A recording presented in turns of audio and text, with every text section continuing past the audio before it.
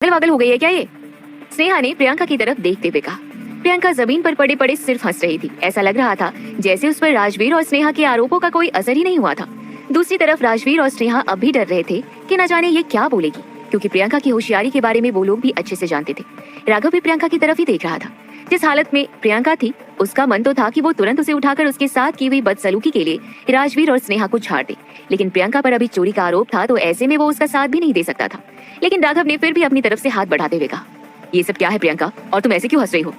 प्रियंका ने राघव की तरफ देखकर हाथ बढ़ाने के लिए थैंक यू कहा और फिर खुद ही खड़े होते हुए जवाब दिया, ये सब तो आप स्नेहा मैम और राजवीर सर से पूछिए, ये लोग मुझ पर झूठे आरोप क्यों लगा रहे हैं? प्रियंका का कॉन्फिडेंस देखकर वो दोनों भी डर रहे थे, लेकिन राजवीर ने कॉन्फिडेंटली अपनी बात कही, हम लोगों के पास कोई और काम धंधा नहीं है क्या जो तुम्हारे पीछे पड़े रहेंगे? प्रूफ टेबल पर है सर, आप इसे इसी वक्त ऑफिस से धक्के देकर निकलवा दीजिए। प्रियंका ने और तेज हंसते हुए कहा, सर मुझे भी तो अपने सबूत टेबल पर रखने दीजिए। प्रियंका की बात सुनकर उन लोगों की हवा टाइट हो गई थी। उन दोनों के हिसाब से तो ये परफेक्ट प्लान था जिसमें उन्होंने कोई गलती नहीं की थी। अब वो दोनों प्रियंका के सबूत का वेट कर रहे थे। प्रियंका ने अपने पॉकेट से फोन निकाला। उसमें एक दिन पहले स्नेहा, राजवीर और प्रियंका के बीच फोन पर हुई बातचीत की रिकॉर्डिंग ऑन कर दी, जिसमें स्नेहा साफ साफ प्रियंका को ज्वेलरी ऑफिस से बाहर आकर देने के लिए फोर्स कर रही थी। और उसी रिकॉर्डिंग में ही राजवीर की भी आवाज थी, जिसने खुद प्रियंका से कहा था कि वो स्नेहा के ड्राइवर को बाहर जाकर ज्वेलरी दे दे, क्योंकि कस्टमर भगवान होता है। उस रिकॉर्डिंग को सुनते ही राजवीर के माथे से पसीना छूटने लगे थे। जैसे ही राघव ने उसकी तरफ देखा तो उसने अपनी नजरें नीची कर ली, लेकिन स्नेहा अभी भी अपनी गलती मानने के लिए तैयार नहीं थी। उसने रिकॉर्डिंग सुनने के बाद कहा, ये फेक रिकॉर्डिंग सुनाकर तुम अपनी चोरी छुपा नहीं सकती, ये मेरी आवाज है ही नहीं। स्नेहा का कॉन्फिडेंस देखकर राजवीर ने भी उसके सुर में सुर मिलाते हुए कहा, बिल्कुल सही बात, ये मेरी आवाज है ही नहीं, मैं ऐसे बात करता ही नहीं हूँ। राघव उन दोनों की शक्ल देख रहा था कि ये कितने बेशर्म हो सकते हैं। वो जैसे ही उन्हें कुछ बोलने वाला था तो प्रियंका ने बीच में कहा, बिल्कुल सही कहा आप लोगों ने, एआई के जमाने में आवाज कॉपी करना बहुत ही आसान काम है, लेकिन मेरे पास कुछ और भी है, सर के साथ साथ आप भी देख लीजिए। इतना कहकर प्रियंका ने अपने फोन में एक वीडियो प्ले कर दी, जिसमें स्नेहा साफ साफ सिक्योरिटी गार्ड्स ड्राइवर को पैसे दे रही थी जिससे प्रियंका को फंसा सके। उस वीडियो के खत्म होते ही राघव ने घूर कर स्नेहा की तरफ देखा, जिसके चेहरे पर अपने किए का बिल्कुल भी पछतावा नहीं था। स्नेहा ने राघव से कहा, श्वेता को ठुकराकर तुम बहुत बड़ी गलती कर रहे हो राघव, तुम्हें दिख नहीं रहा कि ये लड़की कितनी चालाक है? जो अपने लिए इस हद तक जा सकती है तो वो तुम्हें फंसाने के लिए कहां तक जा सकती है? एक बार सोचो राघव, एक बार सोचो।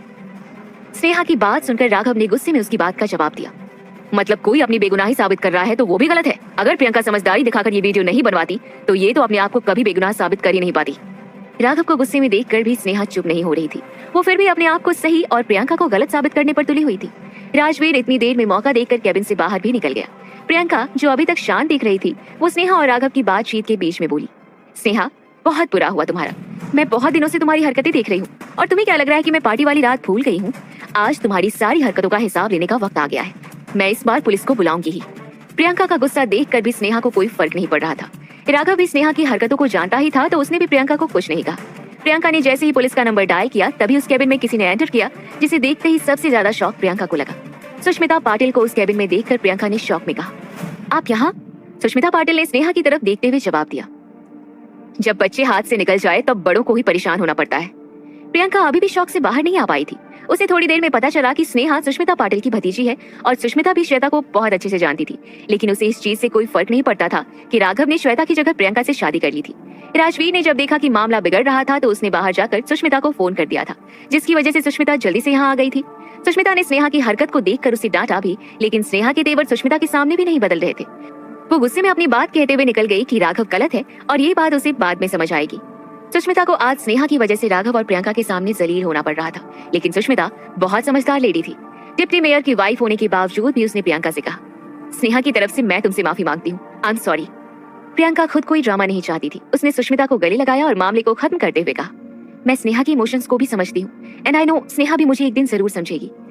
सुष्मिता ने राघव से भी सॉरी कहा कि स्नेहा की वजह से उसका इतना टाइम वेस्ट हुआ और ऐसे ऑफिस में हंगामा हुआ, लेकिन राघव ने भी प्यार से ही उन्हें जवाब दिया। सुष्मिता ऑफिस से चली गई और मामला देखते ही देखते सुलझ भी गया। सुष्मिता के जाते ही अभिषेक ने कैबिन में आकर कहा, सर जिन्होंने भी स्नेहा का साथ दिया था सबको ऑफिस से निकाल दिया है। अभी पुलिस सभी से पूछताछ कर रही है, ज्वेलरी भी जल्दी मिल जाएगी, लेकिन ये खबर इस ऑफिस से बाहर नहीं जानी चाहिए, मुझे कोई कंट्रोवर्सी नहीं चाहिए, राघव ने जवाब दिया। राघव की बात सुनकर अभिषेक ने हाँ में सर हिलाया और कैबिन से बाहर चला गया। अभिषेक के जाने के बाद राघव ने प्रियंका पर ध्यान दिया तो देखा कि राजवीर और स्नेहा के खींचने की वजह से प्रियंका की पैंट घुटनों से फट गई थी और वहाँ खरोच भी आई हुई थी। राघव ने अपने ड्रॉर से एक क्रीम निकालते हुए कहा, चुपचाप सोफे पर बैठो, जब सारे सबूत थे पास में तो उन्हें ये सब क्यों करने दिया? राघव की डांट सुनने के बाद प्रियंका में इतनी हिम्मत नहीं थी कि वो उसकी बात टाल सके। वो चुपचाप सोफे पर बैठ गई। उसने राघव की बात का भी कोई जवाब नहीं दिया। राघव ने सबसे पहले अभिषेक को कुछ मैसेज किया और फिर खुद सोफे के नीचे बैठकर प्रियंका की पैंट को उसके घुटनों से ऊपर चढ़ा दिया। प्रियंका की टांगें बहुत पतली और मुलायम सी थी। घसीटने की वजह से वो लाल हो गई थी, लेकिन वो अभी भी बहुत अच्छी लग रही थी। राघव ने जब प्रियंका की खरोच पर मरहम लगाया तो प्रियंका की चीख निकल गई। आह! राघव ने तुरंत अपना हाथ पीछे खींचते हुए कहा, आई एम सॉरी, मुझे लगा कि तुम्हें दर्द ही नहीं होता, मैं आराम से लगाता हूँ। प्रियंका ने किसी मासूम बच्ची की तरह सिर्फ हाँ में सर हिला दिया। राघव उसके घुटनों में मरहम लगा रहा था और प्रियंका का चेहरा ब्लश करने की वजह से पिंक होता जा रहा था। राघव ने जब प्रियंका का चेहरा देखा तो वो उससे नजर हटा ही नहीं पाया। प्रियंका बहुत क्यूट लग रही थी। प्रियंका ने देखा कि राघव उसे ही देख रहा है तो उसने धीरे से कहा, हो गया तो मैं जाऊं? राघव ने उसके चेहरे की तरफ देखते हुए कहा, एक मिनट, अपना फेस इधर करो। ये तुम्हारे कान के पास क्या है? प्रियंका ने अपना कान टच करते हुए अपना फेस राघव की तरफ झुका लिया, जिससे प्रियंका के बाल राघव के चेहरे पर गिर गए और अगले ही पल दोनों एक दूसरे की तेज तेज सांसों की आवाज को सुन रहे थे। प्रियंका ने जैसे ही अपने बाल पीछे किए, राघव ने उसके गाल पर एक किस कर दी। प्रियंका एकदम से सिहर उठी, उसके लिप्स एकदम से कांप रहे थे। राघव का ध्यान जब लिप्स पर गया तो उसने प्रियंका को कान के पास से पकड़कर उसके लिप्स को किस करने का मन बना लिया। राघव ने जैसे ही अपने लिप्स उसकी तरफ बढ़ाए तो प्रियंका उसे धक्का देकर केबिन से बाहर निकल गई। प्रियंका के जाते ही राघव ने अपने सर पर हाथ मारा और वहीं जमीन पर बैठ गया। राघव मन ही मन मुस्कुरा रहा था क्योंकि उसे भी बहुत अच्छा लग रहा था। अगले ही पल केबिन में अभिषेक ने अपने हाथ में कुछ ड्रेसेस लेकर आते हुए कहा, सर, ये ड्रेसेस जो आपने मंगवाई थी। राघव अभी भी नीचे ही बैठा हुआ था। वो तुरंत अभिषेक को देखकर अपनी सीट पर बैठते हुए बोला, एक काम करो, ये ड्रेसेस प्रियंका को दे दो, बेचारी को स्नेहा के पागलपन के चक्कर में इतना कुछ सहना पड़ा। अभिषेक ने उसे इशारे से कह दिया कि काम हो जाएगा। केबिन के बाहर जाते हुए अभिषेक ने राघव की तरफ देखा तो वो अभी भी मुस्कुरा रहा था। अभिषेक से रहा नहीं गया तो उसने राघव से पूछा, सर, आप प्रियंका मैम के साथ सच में खुश है ना? मैंने श्वेता मैम के साथ कभी आपको ऐसे नहीं देखा। ये तो कोई आपकी प्लानिंग नहीं है ना? अभिषेक की बात सुनकर राघव ने उससे कहा, thank you for the concern, लेकिन सब टाइम के साथ पता चल जाएगा। अभिषेक वहां से चला गया और राघव भी प्रियंका के साथ बिताए अच्छे पलों के बारे में सोचने लगा। शाम के वक्त प्रियंका एक नई ड्रेस पहनकर उसके केबिन में कुछ डिस्कस करने के लिए आई तो उसने सबसे पहले ड्रेस के लिए थैंक यू बोला। राघव ने भी उसकी तारीफ की।